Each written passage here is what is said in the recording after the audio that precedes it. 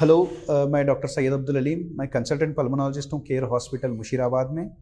Pulmonologist एक ऐसा doctor है जो लंग्स और सांस की नालियों के रिलेटेड जो भी डिसीजेस हैं उसको टैकल करता है। जैसे आस्थमा है या फिर सीओपीडी है, जो कि एक मानो में स्मोकर्स आस्थमा कहा जा सकता है, या टीबी है, या फिर श्रिंकिंग लंग डिसीज है जिसको आईएलडी कहते हैं वो है, या फिर टीबी है, ट्यूबरकुलोसिस, या फिर स्नोरिंग है, ऑब्स्ट्रक्टिव स्लीप एपनिया जिसका दूसरा नाम है, या फिर दूसरे लंग्स रिलेटेड इन्फेक्शंस है जैसे ब्रोंकाइटिस है, इन्फेक्टिव एलर्जिक ब्रोंकाइटिस है, या इन्फेक्टिव ब्रोंकाइटिस है, या फिर इन्फेक्शन है जो कि निमोनिया का नाम है, बैक्टीरियल निमोनिया हो सकता है, या फंगल निमोनिया हो सकता है, या फिर वायरल निमोनिया हो सकता है। चूँकि अभी ये विंटर सीजन है तो मैं आपको चंद निमोनियाज के ताल्लुक से बताना चाहूँगा। निमोनिया बैक्टीरियल हो सकता है या फिर फंगल हो सकता है। जिनकी इम्यूनिटी कम है वैसे लोग ज़्यादा प्रोन होते हैं फंगल निमोनिया के लिए, या फिर वायरल निमोनिया होता है जो कि अक्सर हम देख रहे हैं इस विंटर सीजन में।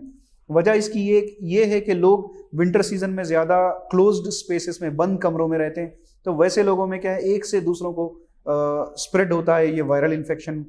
वायरल इन्फेक्शन जब लंग्स के अंदर जाता है तो ये वायरल ब्रोंकाइटिस हो सकता है, वायरल स्मॉल एयरवे जब इन्वॉल्व होता है तो वायरल ब्रोंकियोलाइटिस हो सकता है, या जब लंग टिश्यू जहाँ पे गैस एक्सचेंज होता है वो इन्वॉल्व होता है तो ये या तो वायरल ब्रोंको निमोनिया होता है या वायरल निमोनिया होता है। तो ऐसी विंटर सीजन में हम लोग को क्या प्रिकॉशंस लेना है, क्या निमोनिया के सिम्टम्स होते हैं, मैं उस बारे में बताना चाहूँगा। निमोनिया के पहले सिम्टम तो ये है कि जब आपको चेस्ट इन्फेक्शन होता है तो या तो चेस्ट रिलेटेड सिम्टम्स होते हैं, या तो खांसी होगी, या सांस में तकलीफ होगी, या उसके साथ साथ इन्फेक्शन रिलेटेड सिम्टम जैसे बुखार होगा, या वायरल में अक्सर बॉडी पेन्स होते हैं। और ये अक्सर वायरस चूंकि सांस की नालियों के पे ज़्यादा अटैक करता है, ये हवा के ज़रिए स्प्रेड होता है, तो ये स्टार्ट होता है सर्दी के ज़रिए, फिर गले में खराश होती है, या फिर उसके आगे खांसी होती है। अगर ये मर्ज ज़्यादा बढ़ गया और लंग टिश्यू इन्वॉल्व हो गया जहाँ गैस एक्सचेंज होती है तो ब्रोंकोनिमोनिया डेवलप होता है। तो वैसी सूरत में सांस में तकलीफ होती है।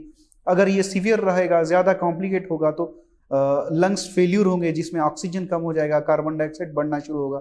ऐसे लोगों में वेंटिलेटर की भी ज़रूरत पड़ सकती है। तो हमारा काम है कि निमोनिया के सिम्टम्स को जल्दी से आइडेंटिफाई करें, जल्दी से पल्मोनोलॉजिस्ट को अप्रोच करें और इसका इलाज जल्दी से कराएं।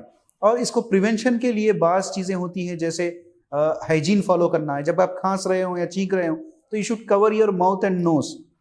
आप एल्बो में खांसें, या फिर ये खांसी के एटिक्यूट हमको फॉलो करने होते हैं, या कर्चीफ का इस्तेमाल करें। दूसरी चीज़ें, घर को प्रॉपरली वेंटिलेटेड रखें।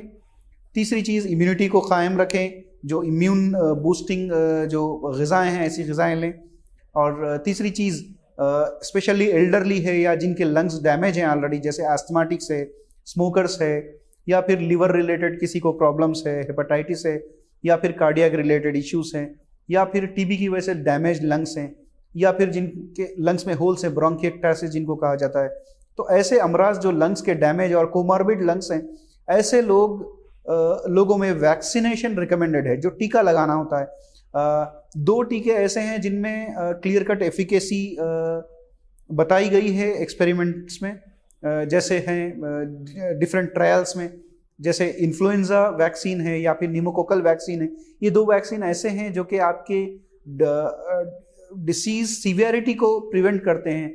आपकी इम्यूनिटी को, जब कोई ये इन्फेक्शन का अटैक होता है तो आपकी इम्यूनिटी को कायम रखते हैं। उसमें है इन्फ्लुएंजा जो कि अक्सर आपको ईयरली लेना होता है, और दूसरा है निमोकोकल वैक्सीन। इसमें 2-3 किस्म के वैक्सीन है। बच्चों में प्रिवेनार नाम का है, 10 है, 13 है, बड़ों में 23 नाम का है। तो ये 5 ईयर्स के गैप से 2 मरतबा लेना होता है अगर एज आपकी 65 से ज़्यादा है या कोमॉर्बिड लंग्स हैं। तो निमोनिया के सिम्टम्स ये हैं, खांसी है, बलगम होगा, या फिर सांस में तकलीफ होगी, बुखार होगी। तो इसके लिए अगर आइडेंटिफाई करने के लिए आपको बलगम का मुआयना करना होगा, एक्सरे देखना होगा कि ये निमोनिया है या फिर कुछ और एलर्जी है या ब्रोंको निमोनिया है। तो उसके एक्सरे पैटर्न के हिसाब से, अगर सीवियरिटी ज़्यादा है, सीटी स्कैन की भी ज़रूरत पड़ेगी, तो उसके हिसाब से आपको बलगम का मुआयना कराना होता है। बलगम में बैक्टीरिया का टेस्ट कल्चर होगा, या फिर अगर टीबी के जैसे हैं फीचर्स तो टीबी का टेस्ट होगा जिसमें एएफबी स्टेन है, या सीबी नैट है, या जीन एक्सपर्ट है।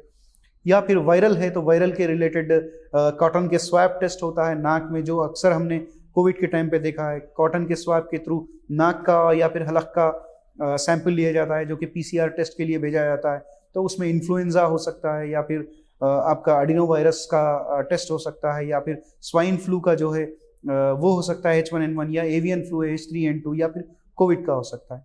तो ये टेस्ट के बाद डॉक्टर आपको बताएंगे कि ये टेस्ट आपका पॉजिटिव है या नेगेटिव है, उसके लिए क्या ट्रीटमेंट लेना होगा और क्या एहतियाती तदाबीर लेनी होगी, फिर उसके लिए वैक्सीनेशन क्या होगा, कैसे आपकी इम्यूनिटी को बूस्ट करना है। तो ये चीज़ें इस चीज़ों के ताल्लुक से हमारी ये स्पेशलिटी एक पल्मोनोलॉजिस्ट देखते हैं इन दीगर अमराज को। Thank you.